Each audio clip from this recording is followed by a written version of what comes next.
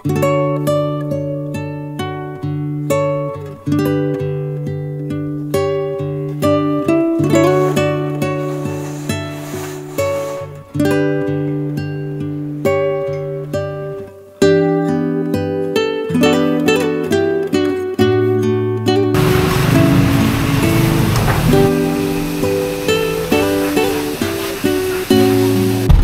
good day guys, kamusta kayo lahat and kamusta ang bawat isa mga Actually may meeting tayo ngayon sa exterior sa oil natin and I'm not sure kung makakuha tayo ng booking papunta doon sa Parañaque from here sa San Mateo.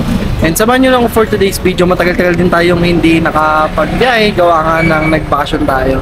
So ngayon na lang ulit. So ayun mga tol, samahan nyo lang for today's video and let's see kung ano mangyari for today. So samahan nyo lang for today's vlog, let's go! Almost 1 PM na nga niyan na makakuha tayo ng booking dito sa may Taguig papuntang Parañaque.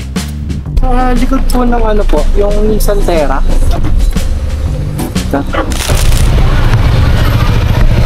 Bali ang biyahe pala ni sir from here sa may Taguig going to Parañaque for 181 pesos. At dahil wala naman masyadong traffic, mabilis lang yung biyahe, nakarating kagad tayo dito sa may Parañaque. So ayun mga tol, na-drop na natin si sir. Medyo na-late na tayo sa meeting. Sana late din sila. So on the way na tayo, let's go! At nakarating na kagad tayo dito sa may meeting place ng Exterior Philippines. Konting background nga pala dito sa pinopromote natin na oil. Ang Exterior Oil ay manufactured by Hyundai Oil Bank, a company incorporated in the Republic of Korea. Kaya malalaman mong well-tested at subok na tong oil na to. After nyan, 7 PM na rin pala na makakuha tayo ng booking from Parañaque going dito sa may Taguig. Bali binayaran tayo ni sir ng 130 pesos. So nandito tayo ngayon sa may Taguig guys. Waiting na tayo sa booking and sana makakuha agad. Time check it's already 7:49. So let's see kung hanggang ano tayo pabiyahe kasi medyo matumalata ngayon. Kasi kanina ang tagal din ng pasok ng booking. And let's see kung ano mangyari for today. So let's go! After niya nagantay lang ako ng booking at dahil walang pumapasok, umikot na rin ako sa ibang lugar. After ng ilang minutong pag-ikot, nakakuha tayo ng booking dito rin sa may Taguig papuntang Mandaluyong for 181 pesos. Pag-drop nga natin kay sir, binigyan tayo ng 200 pesos. After nga niya, nakakuha ulit tayo ng booking from here sa may Mandaluyong going to Santa Cruz, Manila. Since wala naman traffic, na-drop natin kagad si sir and kumita tayo dyan ng 150 pesos. Nagantay lang tayo dyan ng booking ng mga ilang minuto. Actually, ganito talaga yung buhay ng isang MC taxi rider. Kailangan mo talagang tiyagain para kumita ka. Dahil sa ganitong trabaho, talo ka pag inipin ka.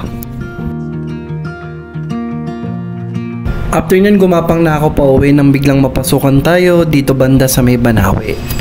Bali ang booking pala ni ma'am from Banawe going here sa may Bridgetown, Quezon City for 200 pesos.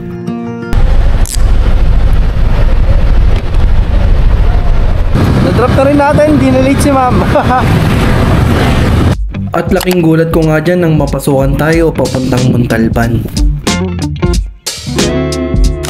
Bali ang booking pala ni sir from here sa may E-Road going to Montalban, Rizal for 338 pesos. After nga niya, na-drop na rin natin si sir. Actually, medyo natakot ako sa lugar na to dahil may mga park talaga na madidilim.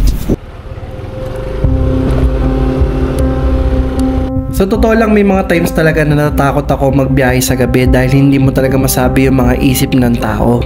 Kaya sa mga kapwa ko MC Taxi, Delivery Rider o DKA Rider, mag-iingat po tayong lahat sa daan, lalong-lalo na sa gabi. Dagdag ko din pala pag dumayo kayo dito sa may Montalban, lalong-lalo na pag hindi ganun kalakas yung ilaw ninyo, may mga part talaga na lubak-lubak dito na pwede kayong maaksidente.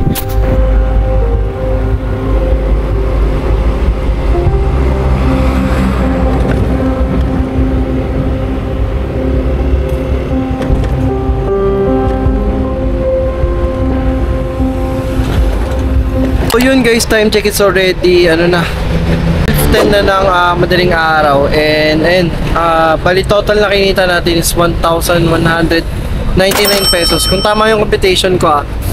So nagtrabaho lang tayo, parang nakuha na tayo ng booking, di ko sure kung mga nasa 6:30 na ata. Tapos natapos tayo ng 12:10, so parang sabi mo ng 6 hours tayo nagtrabaho. And nakachamba lang din siguro tayo kanina na nakakuha tayo dito pamuntang Montalban. So, ayun. Maraming salamat kung nakabot ka man dito, and don't forget to comment, like, and subscribe kung nagustuhan mo yung mga ganitong content, mga tol. And this is Ship Vlogs. Maraming salamat sa pagsama dito sa vlog natin. And yun, comment down below mga tol kung magkano yung net natin. Actually, hindi ko na rin siya makompute dahil sobrang pagod na rin ako. So, yun. Bali, nag-gas ata tayo. Bali, nag-gas tayo ng 200. So, yun. Maraming salamat. See you next vlog. Peace out. I can't let you go, baby.